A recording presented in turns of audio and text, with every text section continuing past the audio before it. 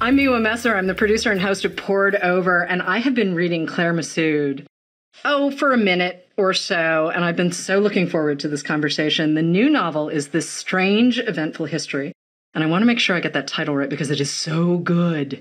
It is so good, that title, and as we go through this conversation, I think all of you will understand exactly how great that title is, because we're doing 3 generations of a family, 70 years, 7 or 8 different countries.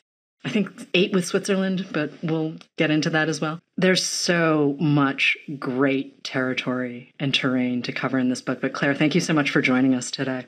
Thank you, Miwa. It's wonderful to be here. It's a thrill to meet you. Thank you. But your grandfather wrote a 1,500-page, and I believe by hand, memoir/biography of the family, ostensibly for you and your sister. And you didn't read it until, what, 2017? Do I have that right? Yes, absolutely right. I mean, I had read little bits of it, but it is long, it's wicked long. And so, and interestingly, when I finally did read the whole thing, he says fairly early on, he says, you probably won't read this for 35 years. He wrote it in the 70s, and it was even longer than that, I guess, but not much longer. Yeah. So that's my way of saying you do borrow from your family's history for this novel, but the scope of this book, I kind of want to start with the structure of the novel, if you're cool with that, because you do this thing that I'm not sure I've seen anyone do before, where each chapter, like we open in Algeria in 1940, and then you jump to sort of 1952 at Amherst College in Western Massachusetts, and then we're in Canada in 1960. And I'm not going to lay out every single thing, but, each chapter is just a chunk in a member of this family's life, and you give us pieces of it, and then you jump about 10 years. And yet, I still feel like I know all of these characters really well. And I feel like even though you didn't lay out, I mean, some people might have been tempted to say, and, we've all gone through very elaborate, long novels, right? And they're fun in their own way. But can we talk about the structure? Because it's kind of a little bit of magic, even though this is not one of those kind of books. Oh, thank you. Well, I'm glad that you felt you come to know everybody in spite of these jumps. I was faced at one point. I said to my editor, "Okay, I want to write 4 or 5 short novels," and she said, "No, Claire, for this stuff, you get one novel." So then I had to figure out how can I fit all this stuff in one container. I had in mind, at some point, I don't know why, in graduate school a long time ago. It was creative writing in graduate school. Why was I taking a class where I read about brain surgery? But in graduate school, at some point, I read something about the first brain surgery, which, of course, for brain surgery, the patient has to be awake. Mm-hmm. And it was what I remember is that they put this sort of probe into the patient's brain and said, "So what does that, what do you feel?" And the patient said, "I'm 11 years old." I mean, I'm making this up, but old. I'm in a canoe. I'm with my dad. I'm on Lake Ontario. It's September. There's a blackbird flying overhead. I hear a dog barking. Right, and what they realized is it's all in there, right? That every single memory, every second of our lives is somewhere in there. And so that was sort of that's sort of how I was thinking about this novel's sort of structure. Is like a probe going down. Like it's all there. It's all there. But this probe that is what shows up in the book is going down in just certain moments over these decades. That was the idea. Well, the probe is really revealing, even though, again, you're not giving us sort of every Thanksgiving. And I mean, we're covering 70 years in the history of a single family. And I mean, I have to say, it's so propulsive, the storytelling. And even when it's, a husband and wife fighting over what they thought their lives would be kind of thing, or, we meet this kid sort of living in exile on a Fulbright scholarship at Amherst College in 1952. And yet there's this wild, weird optimism, right? Like that moment in America, it's like, oh, well, the future is ours. Of course, we are, we're going to be captains of industry. We're going to control all of them. And, maybe that's part of his story, but it's not all of his story. So we just get we get a really huge amount of information in very sort of contained, almost delicate bites. It's almost like postcards, but not. I'm still really deeply impressed by the whole thing because this cast, I mean, we've got Gaston and his wife, and then we've got Francois and Barbara, and ultimately their daughters, and Francois's sister. But it's not the biggest cast. And yet the people who circle in and out of this family's life, obviously you were finally ready to write the book that sort of pulled from your family. But you still have to make good decisions as the writer in service of the story, and rather than what am I trying to do in terms of my family? So how do you walk that line? It's such a good question. And I feel as though it's one of those, I'm a great believer in intuition, and I'm really bad at explaining why I do anything or why anyone does anything. Right. But I certainly had always this sense, or certainly in life, but then coming back to it to write the novel, it's true for my family or the fictionalized version of my family, but it's actually also true for all of us, that we kind of live in history without even knowing it, right? That history is sort of happening around us, and we are sometimes super aware. Like right now, we're all living a number of extraordinary moments in history, quite challenging in the world, in the United States, and we're aware of it, but we're also worrying about, getting to the supermarket and the pharmacy and getting our hair cut and, visiting a parent or grandparent in hospital. I feel like we live, there's a Philip Larkin poem called Days, and he has the line, "Where do we live but days?" And I feel like we live in days. And so that for me is part of what I was trying to capture, is the way that each of us we're just sort of bumbling along in our small lives at the same time as sort of vast momentous things are going on all around us, and sometimes including us, and sometimes are adjacent to us, or even, in the background. But say my grandparents' generation and my parents' generation, my grandfather actually did work for a while on an oil drill that didn't work out in the Algerian desert. But it was this moment in the 50s when that was the great boom in the exploitation of oil. It was the great boom in English, right? So he was a French guy who couldn't get jobs because his English at certain companies because his English wasn't good enough.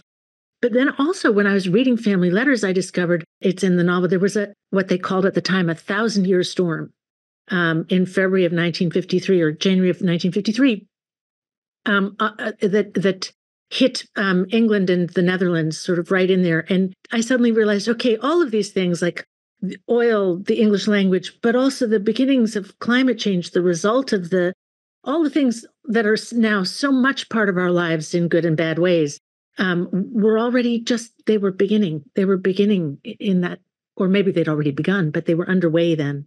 And I think, part of why I love to read, right, is I get to connect with human beings and through them bigger ideas, right? And all of the kinds of things you're talking about, right? And let's not forget colonialism and all of that. This is not a polemic in any way, shape, or form. And you're hitting so many different points of view. And I love that you kind of start from this giant scale, but you can't just present the giant scale, right? Like, when you're talking about the oil drilling, there's a scene with Gaston, the grandfather character, where you're just like, I feel for this guy. Everything is going wrong. None of this is good. This is not, sort of the future, right? Like the 50s was that sort of moment where French was being replaced by English as sort of a global language, right? And Europe was not, America was trying to assert itself, let's put it that way. And the colonial era was in Africa and Asia, either changing or ending or, close to changing into something else. So It's kind of wild when you think about it, right? Like it's this pivot moment. Absolutely. And one of the things that for me that the novel I wanted to be writing about is time. Like for me, time is a character almost, that this span of 70 years and that the same events or the same issues can be looked at by these three generations, experienced by them so differently. And to take colonialism, for example, for people of my grandparents' generation who were born with the century, they thought of, I mean, it seems crazy to us now, but they thought of colonialism as a good. You know, my grandfather was a huge French patriot. He revered French culture and thought, and he was deeply Catholic. And so he believed, isn't it fantastic? We've got all this wonderful stuff and we're giving it to the world. We don't really see it that way now. But even in between, already by that post-war moment, for my parents' generation, people born in the 30s, it was impossible to have that sort of rosy perspective. The sort of rebirth in the world after the horrors of World War II was also about independence from colonialism, about national identities forming, about a sort of a whole new sense of the world, which at the time, and again, it seems crazy to us, I think, because it didn't work out that way. There really were people who believed that the global South could be, that the global South and the global North could be integrated on an equal footing, from the 1950s onward. That isn't the worldview that prevailed, and so, but it's just sort of interesting because as I say, we can look at all the same things, and depending on where you stand, they look different. But also watching these world moments unfurl through the eyes of these characters, right? And the things that they miss. I mean, they're just so human.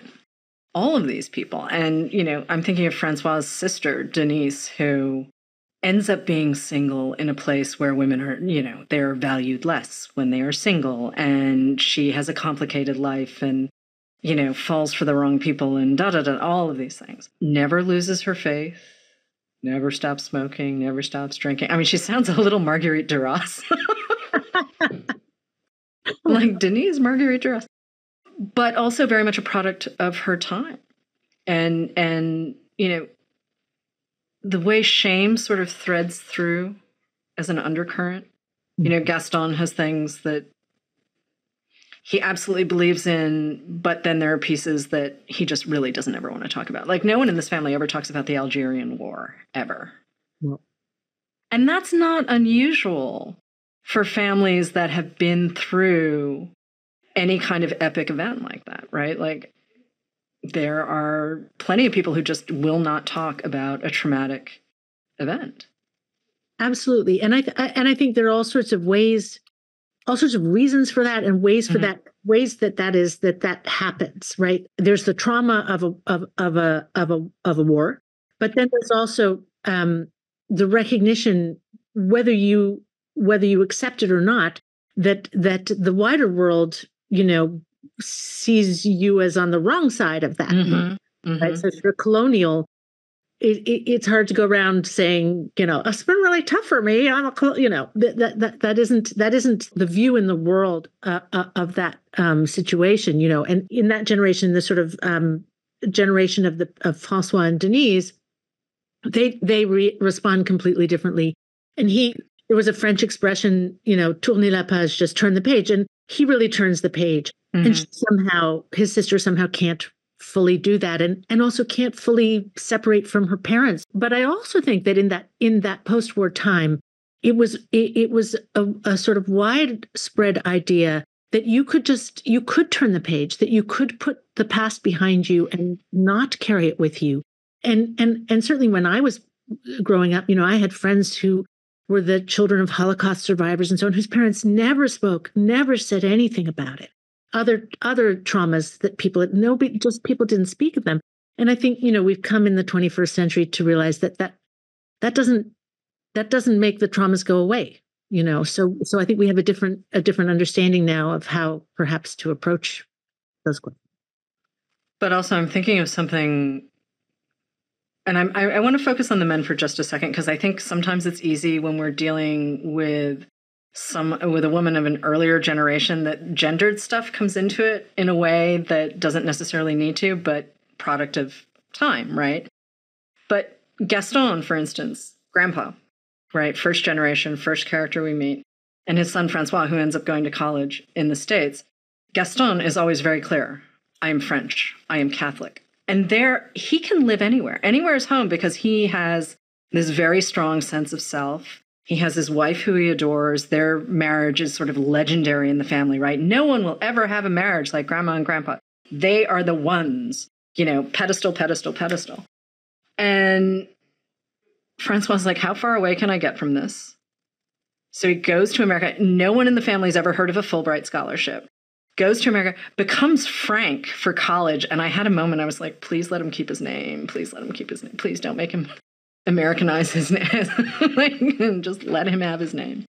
But he lives much more in exile, even though he's sort of a very cosmopolitan, and he marries a Canadian, and he ends up working in Australia and the United States and all these things.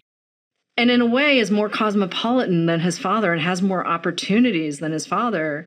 And yet he's a lot more adrift in this new modern world than his dad ever was. Having that sort of in the background of this novel is, I don't want to say it's a full-on tragedy. It's not, but it is really provocative.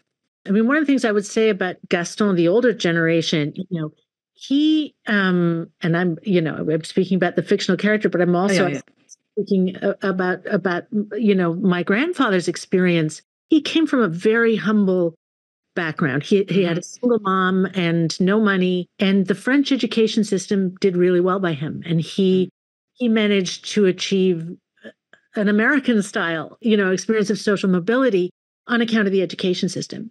And he then put all his faith in the things that had enabled that. France, the church, all of these things that he felt had supported him and made that possible. And I think, he really felt that France was his parent. Whereas I think that colonial experience, which obviously people from colonized countries absolutely feel more extremely, but also the colonial people, that the people in the metropole do not respect them and do not look down on them. I think, if you were an Indian from India going to England, that was an experience.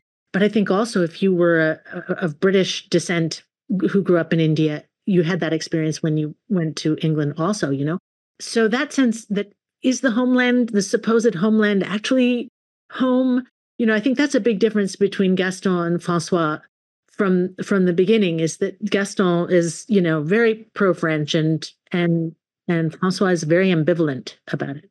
And you're pulling at these threads, right? As we go through sort of chapter by chapter, decade by decade, you're pulling at these threads of what does it mean to belong? Where do I belong? All of these family mythologies. I mean, this family, they hold their mythologies really, really close. And it doesn't always pay off for them. It's not always the thing you want to hold tightest. But watching how you do these revelations, and they're very subtle, and sometimes they're very funny, and sometimes you just sort of have to think and go, oh. There was a lot of Good. No, this is part of the fun of reading you, though. But colonialism, I mean, obviously has this very ugly legacy. But one of the things I think we forget to talk about, too, is the economic opportunity it presented to people like Gaston or your grandfather, who had no opportunity. Like, he would just not have had real opportunity in France. He really did have to go to Algiers, it's sort of the saga of the second son, right? Like, you live in Massachusetts. This is the example I'm going to use. Like, the first son inherits everything and the second son goes west. Right. And I'm not making light of colonialism in any way, shape, or form, but in the context of that moment, to have that kind of mobility that you would not have otherwise had, right? Like, if you think of the people who went from Italy and France and Britain to Africa and the Middle East, but then to suddenly lose all of that context, right? For them to be like, oh, but this is just my home. I don't know. I feel like we just need to keep, we need more Frantz Fanon in our lives, right? Like Camus, I mean, you of all people know this, like Camus struggled until he didn't, but never quite got it. Totally. And so meeting Gaston on the page, I'm like, this dude is much more sure of himself than other people are when it comes to this kind of thing. And then watching the subsequent generations be like, Grandpa, Grandpa, Grandpa. Right. And we're not having this conversation, in the state, like, we're colonized. Hi. This didn't just happen overseas, right? Like, my mother was Japanese and Taiwanese. Hi, want to talk about the colonial history of Japan and Asia? I'm like, right. I mean, well, and also, I mean, you were saying the Middle East and so on, Africa, the Middle East, but also Australia, Canada. Yep. My mother's family is from Canada. Yep. Which remains still, dependent on the crown. It's a Commonwealth country. It has a Governor General who is the representative of the monarchy in Canada, right? I mean, Australia, I think the same. And arguably, the United States was certainly like going west. The United States was where people initially came to escape oppression, but also came to make a fortune, to try to make their way in the world. And just conceptually, that mindset is which seems so far away, but it isn't really, because it's the generation of my grandparents. But even in my parents' generation, when I was a child in the 60s, and I was born in the mid 60s, through the 80s, there was an entire world of expat corporate culture, which I don't absolutely still exists in the same way. But I've met people who, their parents were with companies that sent them, they grew up in Nigeria or Colombia, or, American kids who grew up, Ghana, who grew up because their parents were posted there. And that was true. My father was a multinational that he worked for, and he was posted all these places. So it wasn't officially colonialism. But it wasn't not colonialism either. That's the thing. Right. That gets me. Like when I think about Canada too, and when the handover of Hong Kong happened, right, in 97, and the Canadians were like, all of you Hong Kongers were, no, we're good, thanks. And I'm thinking, but wait, you're essentially siblings, right? You're all crown colonies. Totally. What is going on here? Okay, this is fascinating to see, and not for good reasons. And I mean, we have all of this history that any of us carries around, right? Like there's not a single place really where there hasn't been some sort of incursion, I guess is the word I'm looking for. It's going to have to do. But watching this family move through the world, like at one point, Denise follows her parents to Argentina, and you're just like, okay. But that sort of globalism, right? It feels like a very lost era. And I know you just alluded to that with the multinationals and whatnot, but I sort of felt like Gaston and Denise never got that. That Francois sort of understood that the world was ending and he was having a rough time of it and not enjoying the fact that this world he'd aspired to was ending, whereas other members of his family were like, oh no, we're just going to do our thing. It's Tuesday. Let's go play tennis. Totally. And I think part of that is, in Gaston's case, that's generational. I'm in my 50s and I'm clinging to the idea that people will read books forever, which may or may not be true. You grow up with something, you're like, no, it will continue. And in Denise's case, I think it's a more complex inability to actually sort of live fully in reality, if you will. But just an aside about Argentina, I mean, one of the things I discovered in sort of doing research that I hadn't known, but that explained why the family, why those relatives went there. There was a French, essentially expat colony from the beginning of the 20th century. They built the ports in Argentina. The French built the ports. There was a community of French people that had established themselves there. It was never obviously a French colony. It was, that was more like the global capitalism of the late 20th century, a century earlier. I had no idea that there was a French concession in Argentina. I was just like, okay, they moved to Argentina. There is also apparently a very large Japanese population in Peru, Peruvian Japanese, and it's a similar thing. It's like you go where the work is. The question is, do you become, say, Peruvian, right? Alberto Fujimori, for better or worse, Peruvian, not the greatest legacy, but then you've got sort of the colonial population, either native born who are not accepted by whatever the colonial powers country is. Or you've got people like Gaston who are just like, well, I am French. And the French are saying, well, not so much, not so much.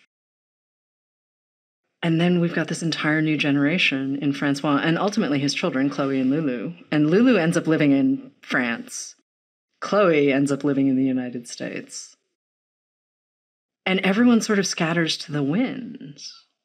And yet it's not displacement for Chloe and Lulu. They're just like, oh, we're living our lives. We have lovely husbands. We have children we like. We're doing things we want to do. There seems to be less agita for them in a way. I mean, what I would say about that is yes. And then I think eventually, if there were a sequel. Might there be a sequel? Not planned at present, but okay. But I would say, the novel ends in 2010. And I think there's been a really striking pivot, evolution just in thinking around the world in the sort of 15 years since then. That's such a sort of 2008 worldview. And then I feel, now in 2024, with strong men, elected in so many countries and alarming elections coming up and walls and borders and sort of tribalisms and feuds, it's really quite far from a worldview that really wasn't long ago. And the early aughts feel like Mars, right? There's that moment sort of right directly after 9/11, which is his own moment. But say, you get into 05, 06, pre-crash, right? So like you've got 01 and 08 as sort of like major moments, right? But there is that little period sort of in the middle of 01 to 08.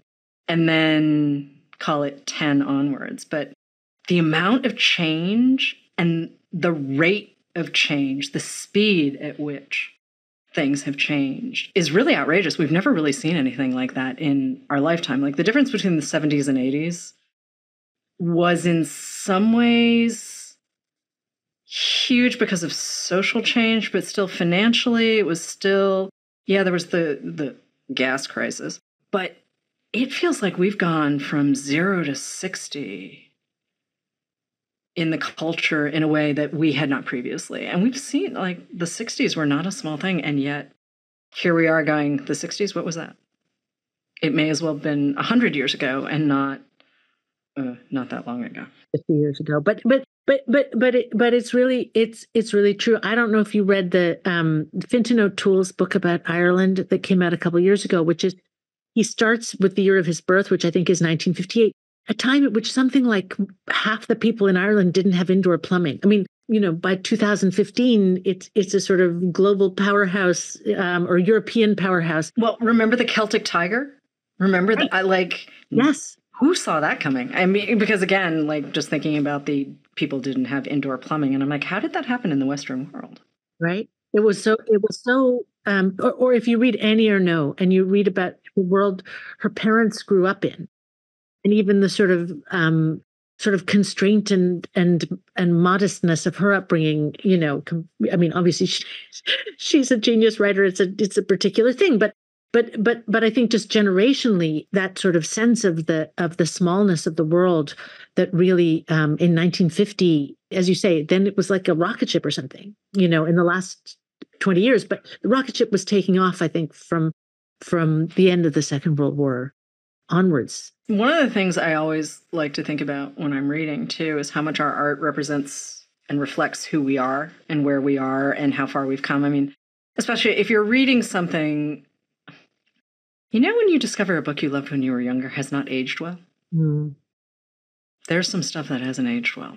Mm. But I love seeing the evolution of culture and people and especially language, right? Like you say this in it's one of the essays you have about The Stranger by Camus, and you're just like, well, we all live in translation.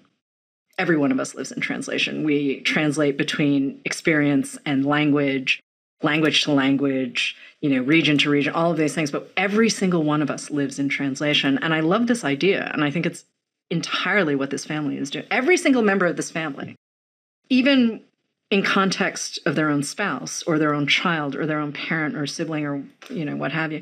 Everyone's living in translation. No one is fully understood. And I'm not sure we're supposed to fully understand every single person in our orbit. No, but it is an interesting, it is such an interesting question. If you were born and lived your whole life and died in the same village or small town, in the same place, would you be I think this, I often think, because as a writer, there are a million reasons to envy Alice Munro.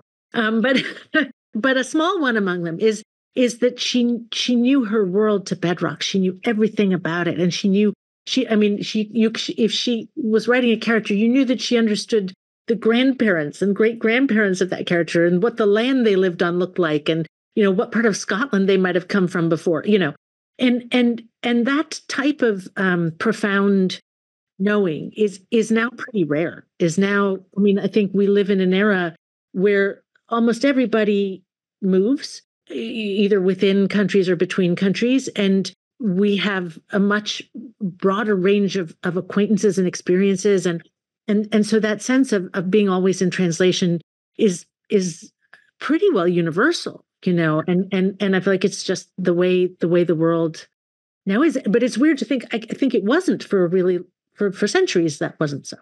Oh, I went to school. I went to elementary school with people who lived down the street from their grandparents, and I was just like, I'm sorry, what? Wow. Or, they would hang out with their cousins during the week. I'm like, I'm sorry, what?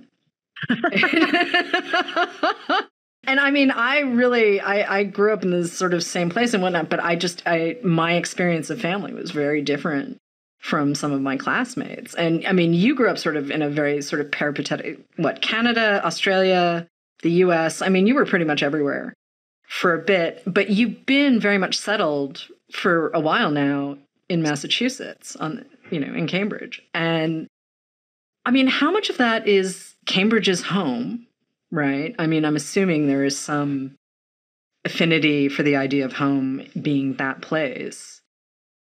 You do settle down eventually, right?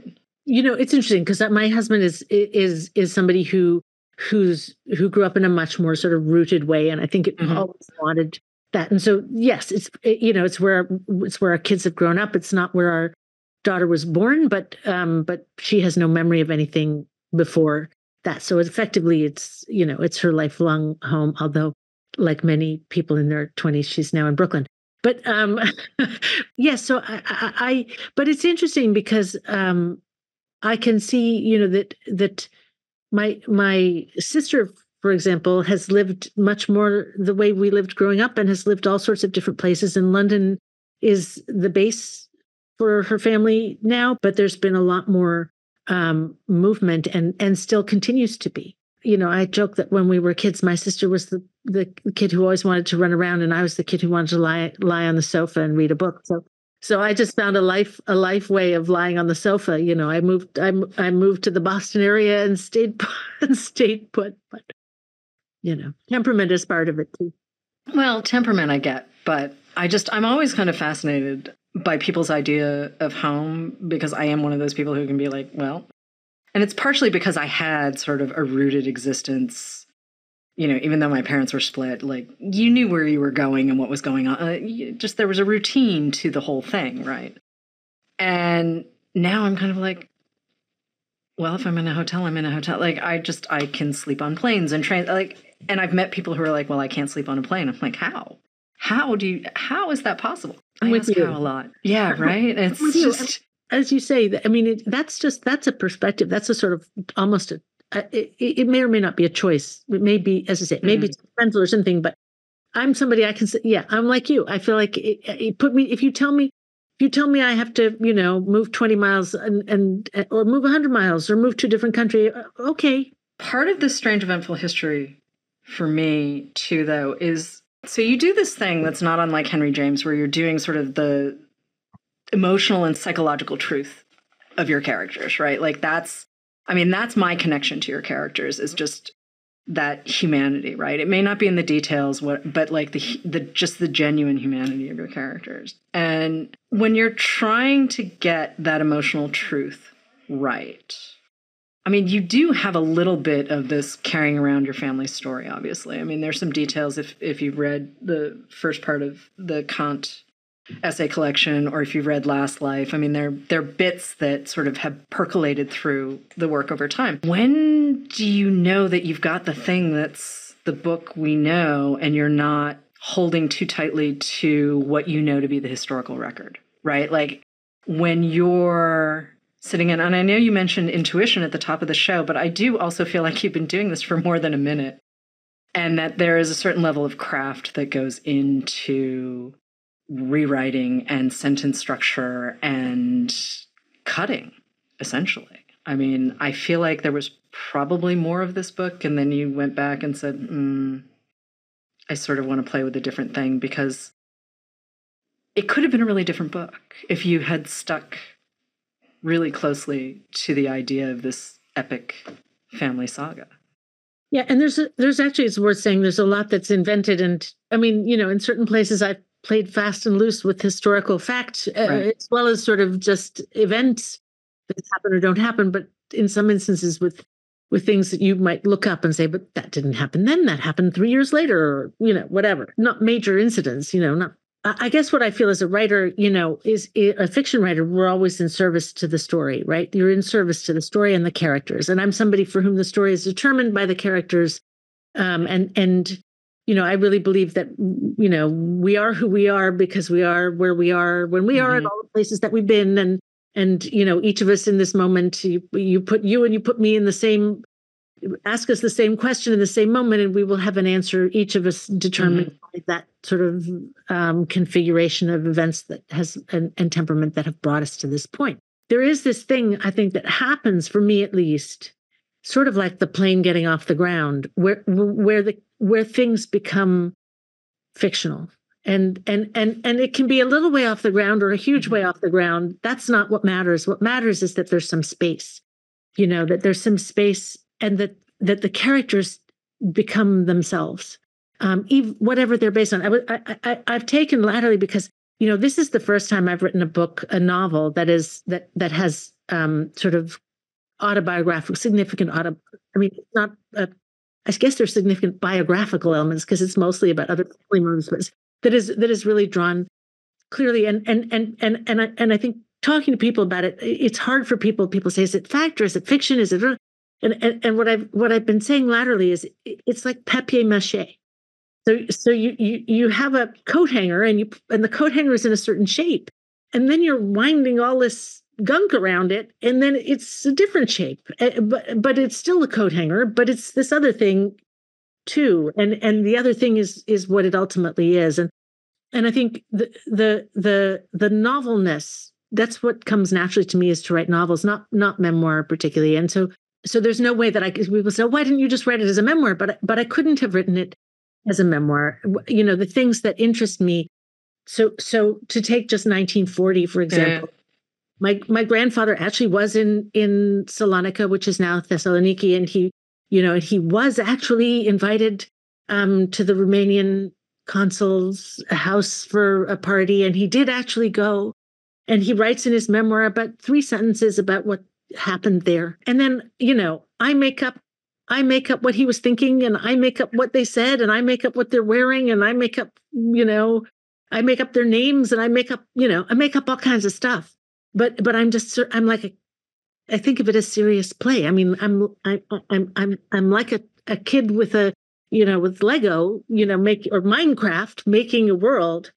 But there are these things that have these seeds that have, or the coat hanger, that underlie it. I mean, the novel in a lot of ways is the ultimate liminal space, right? And if we take this particular book, right, and the 7 sections of this book, and each one of them becomes their own liminal space in this family's life. I mean, part of what I enjoyed so much was becoming attached to people that I never would have met under any other circumstance.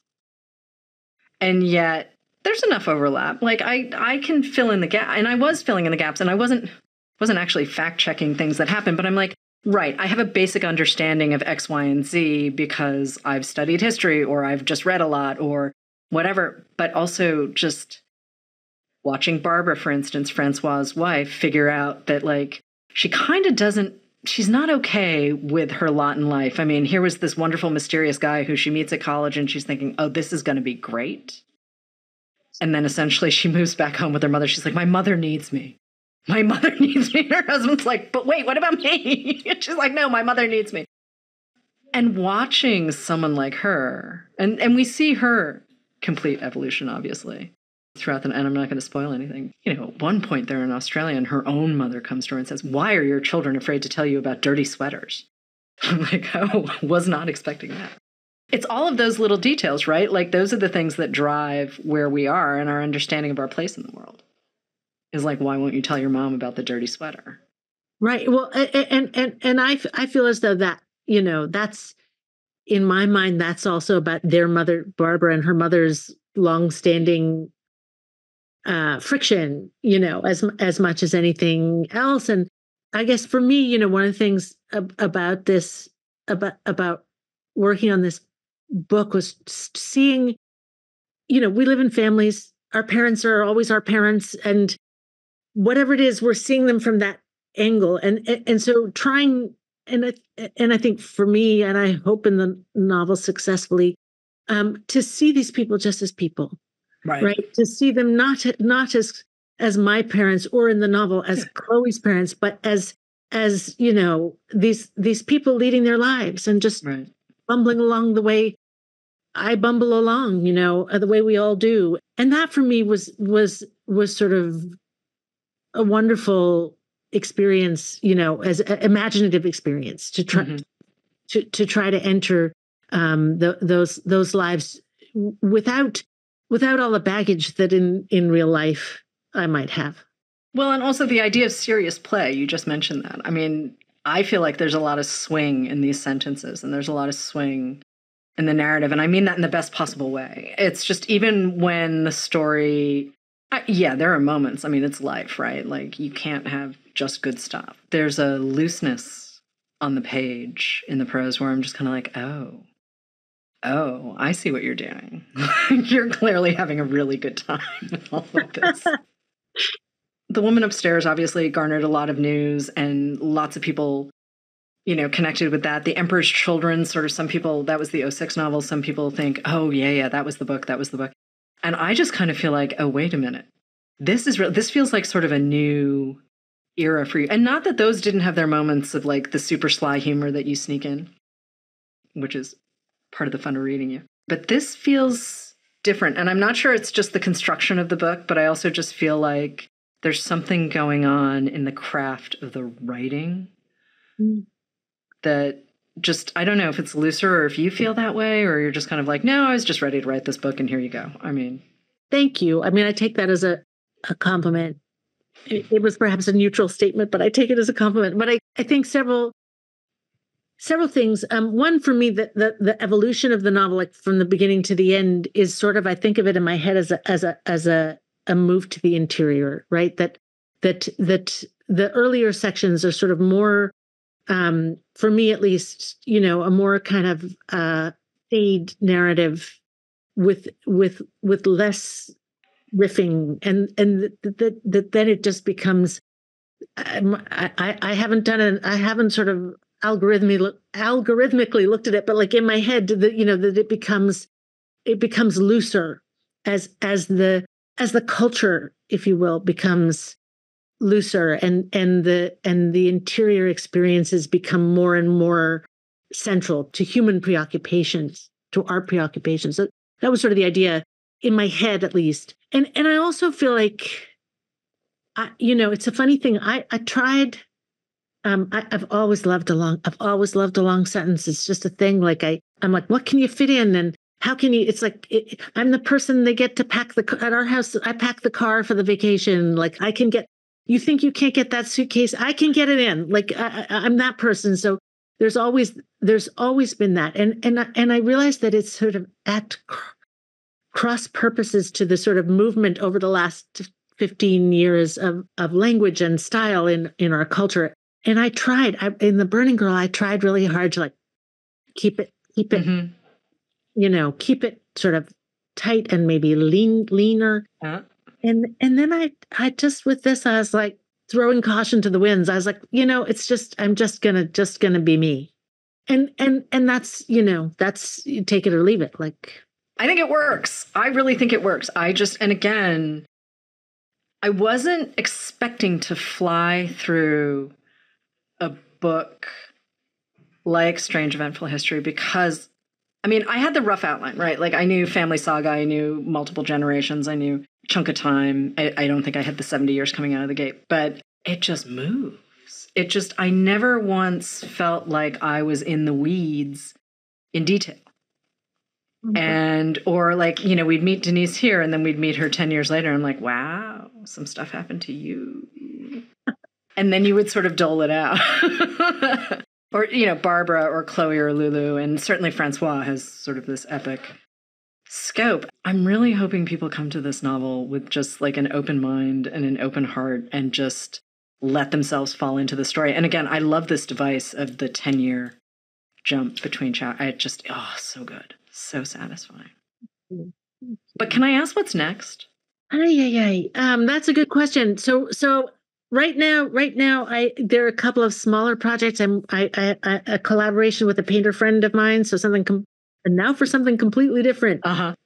Which is really wonderful and fun. And we'll see where that ends up. And a sort of a nonfiction essay-ish thing underway, but the next novel not yet begun, and I have a thought in mind, and we'll see. Sometimes you begin things and then you have to abandon them. So we'll see. We'll see is fair. I can sit quietly in the corner and wait. I can be patient for another book. That seems like the perfect place to end, Claire. Thank you so much for making the time. Strange Eventful History is out now. Obviously, there are plenty of other novels to check out as well, but really just start with Strange Eventful History. This is gorgeous, beautiful, luminous. All of the glowy words that you can use about an epic family saga are words that I would use to describe this novel. So thanks again, Claire. Oh, Miwa, thank you so much for this wonderful conversation. Hello, readers. It's time for another TBR Top Off. We're going to recommend a couple of wonderful books to pick up when you stop in for your copy of This Strange Eventful History. I'm Marc, coming to you from my Barnes & Noble in Cincinnati, and I'm joined by one of my favorite book buddies, Donald, out in Detroit. Donald, how are you today? I'm good. I hope everybody is doing well as well. Just hanging in as usual. I'll go ahead and kick things off because I am always excited to recommend this particular book, and I don't often get a chance. So I was thinking about what I like to call tapestry books, where characters and families and historical events and generations are braided together to create something beautiful. And I think This Strange Eventful History does this so well with the Cassar family. But another book that I think does this beautifully, but very differently, is The Women of Brewster Place by one Miss Gloria Naylor. God, this book is so good. It won the National Book Award back in the 80s and is just a powerful story of life and love and survival in a broken neighborhood. So we follow 7 different Black women who are each striving and struggling to make and keep a home in a rundown tenement building. From a mother who has recently lost her son, to the woman who has her sights are set much higher, but the means by which she wants to achieve them, maybe she hasn't thought through. But each of these women are, in the way that they see the world, in the way that they perceive their circumstances, are each very singular, but also wonderfully unified. This is a book about strength and hope and loss and womanhood and Blackness and motherhood and community and just life. I love it. I want people to kind of bring this back out from its depths because I think it deserves a place in everybody's library. So please check out The Women of Brewster Place by Gloria Naylor. Donald, what do you have for us? Well, I don't know if I have anything as good to follow that one. That's an excellent choice. I love everything about that book, and I think it's a perfect choice to go along with our current book that we're talking about. But I did find one. Again, I thought along the same lines of multi-generational. I like the word tapestry. and really just looking at these big family dramas.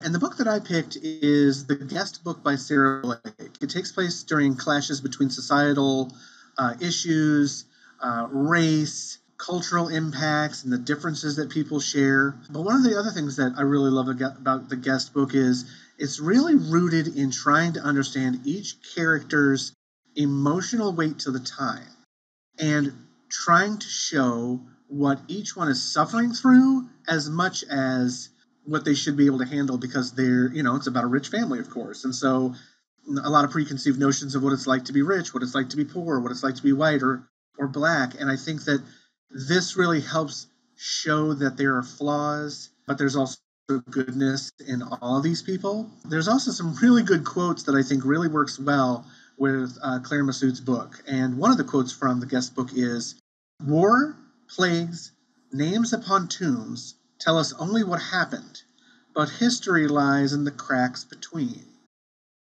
I love that line because I think there's so many relevancies between that and the Claire Messud book, Complicated Lives, and lives that don't necessarily fall so cleanly into black and white choices. People are blind, but still well-intended and see as far as they can. That's another really great poetic line from The Guest Book by Sarah Blake, but really will show you exactly why this, The Women in Brewster Place, as well, go along with our book that we're talking about today. So that is my pick, The Guest Book by Sarah Blake. Couldn't have picked a better one. Nice work, as always. But guess what? That's all the time we have. Thank you so much for tuning into Poured Over. Please make sure to give us a rating and subscribe so you never miss an episode. You can also follow us on our socials at Barnes & Noble. You get all kinds of fun little book nuggets. I'm Mark. You can follow my home store at BN Westchester. Donald, where can we find you? You can find me at BN Fairlane Green. All right, everybody. Thanks for tuning in. Happy reading. Bye. Thank you for listening. Poured Over is a Barnes & Noble production. To help other readers find us, please rate and review the show wherever you listen to podcasts.